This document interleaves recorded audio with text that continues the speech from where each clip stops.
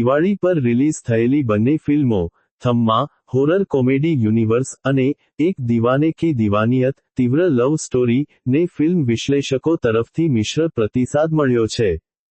થમ્મા ને તેના નવા કોન્સેપ્ટ, ભારતીય બેતાલ અને યુનિવર્સ કનેક્શન કેમિયો માટે પ્રશંસા મળી છે, પરંતુ તેની નબળી લવ સ્ટોરી, આયુષ્માન રશ્મિકાની કેમેસ્ટ્રીનો અભાવ, ધીમો પહેલો ભાગ અને વિલન નવાઝુદ્દીન ની નબળી રજૂઆત માટે ટીકા કરવામાં આવી છે. કેટલાક વિવેચકોના મતે તે હોરર અને કોમેડી વચ્ચે સંતુલન જાળવી શકી નથી. બીજી તરફ, એક દીવાને કી દીવાનિયત નું સૌથી મજબૂત પાસું તેનું હિટ સંગીત છે, જેણે માસ ઓડિયન્સમાં આકર્ષણ જમાવ્યું છે.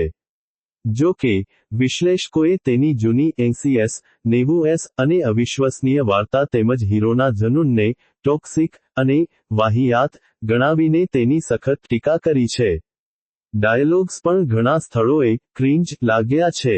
નિષ્કર્ષ: બંને ફિલ્મોમાં અમલની ખામીઓ છે.